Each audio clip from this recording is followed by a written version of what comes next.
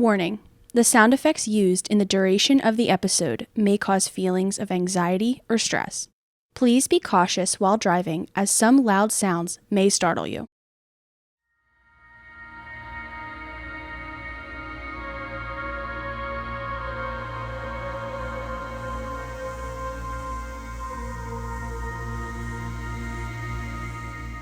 The year is 1702, and you're living in the forest of Baden-Württemberg, Germany.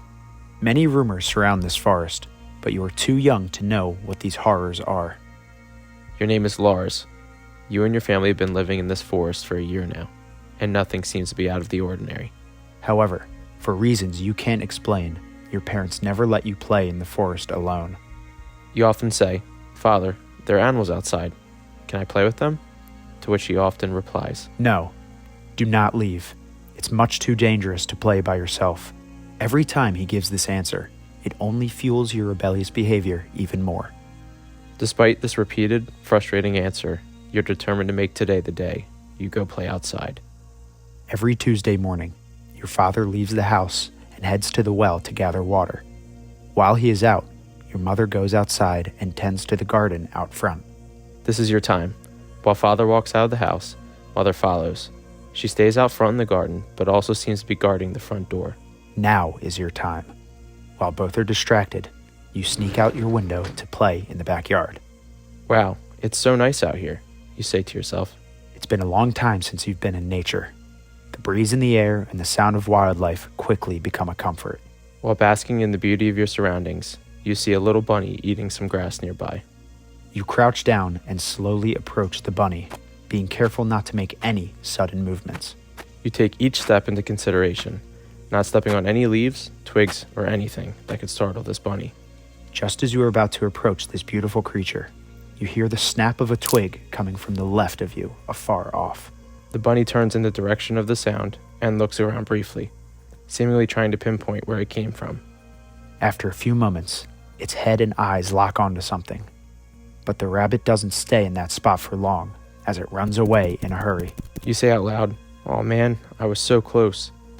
You collect yourself and become curious as to what could have scared the bunny away. You look in the direction from where the sound came. You don't see anything, just trees, bushes, and some butterflies. Every time you're about to turn away, you catch something moving from tree to tree from the corner of your eye. It's hard to make it out, but this something is abnormally tall and seems to be adorned in black coverings. This frightens you to the core. You run around your house to the front yard, where your mother is. Your mother sees you. Shocked, she asks, "Lars, how'd you get out here? You're supposed to be inside." You disregard her question and say, "Mother, I saw something. There's something out there in the forest." Without a second thought, she scoops you up, yells for your father, and quickly runs you inside.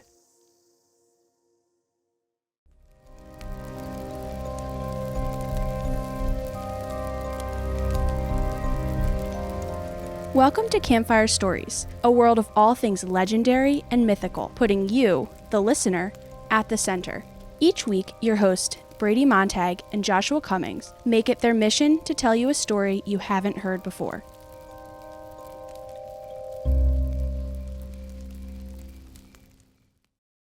Episode 4, Der Grossmann.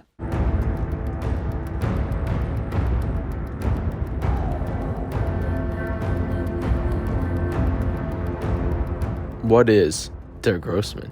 Being traced back as early as the 16th century, Der Grossmann has had deep ties in Germany that have lasted until this day. Going through many different names, this creature is also called Der Grossmann, the Tall Man, and the Great Man. Over the centuries of this story being told and adapted, the most famous adaptation of Der Grossmann is the evil monster known as Slenderman. Yes, the Slenderman is directly related to the creature of the story today. Although they look similar, there are some changes in characteristics that make a drastic difference in their attacks. Der Grossmann is a tall, lanky creature, sometimes depicted as having numerous limbs. As for its face, some describe this monster only to have large eyes. Sometimes it only has a gruesome smile, or it's described as not having any face whatsoever. Similar to the Earl King discussed in episode 1, Der Grossmann also targets children. However, his reasons for taking children away sometimes vary. One of the main reasons for its stealing children is because of disobedience. The most common reason Der Grossmann takes children away is when parents tell their children to stay away from the forest, but they go anyway. Sometimes it'll take a child who has an unconfessed wrongdoing. Der Grossmann will chase and hunt down that child until said wrongdoing is confessed to the parents. If confessed quickly enough, or if apologies are given, Der Grossmann will oftentimes give up the pursuit and leave in peace. However, if disobedience continues, and there's no regret for wrongdoing or confession, Der Grossmann will never stop its pursuit to take away that child.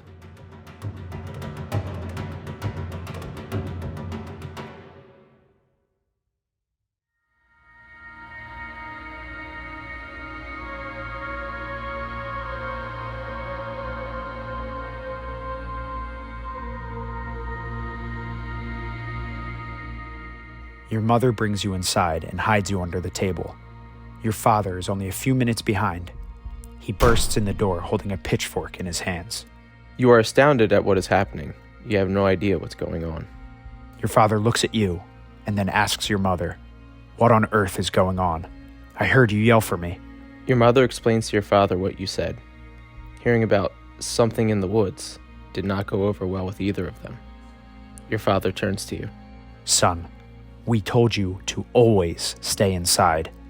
There are reasons why we tell you this. It's to keep you safe." You look at your parents and ask, "Why? Why can't I go outside and play?" They look at each other, then turn to you. Calmly, your mother says, "There are bad things out there that will try to get you. Please, all we want is for you to be safe. You must apologize for disobeying us." You respond in frustration.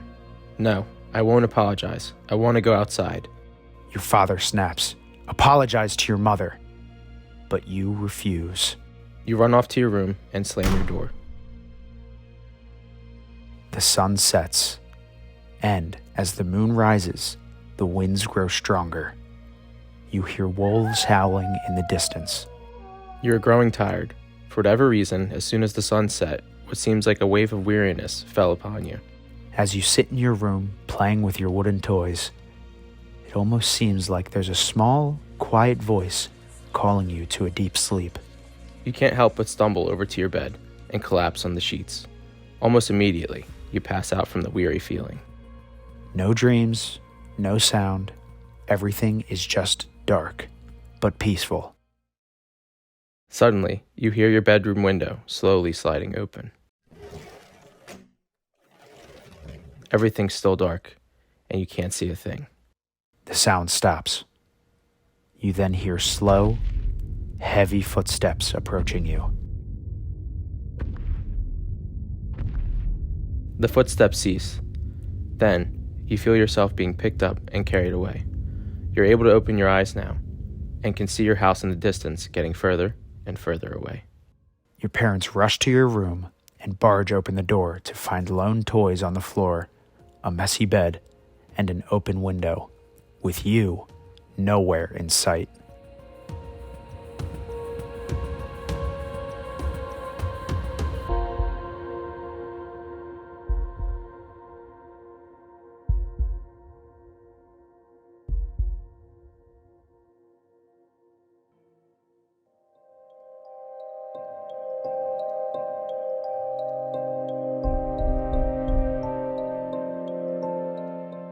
Thank you for listening to this episode of Campfire Stories. This episode was produced and edited by Joshua Cummings and written by your hosts, Brady Montag and Joshua Cummings.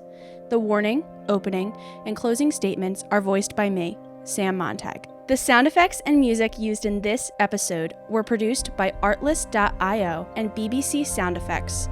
Information regarding the topic today has been provided by thelittlehouseofhorrors.com and the Slender Archives.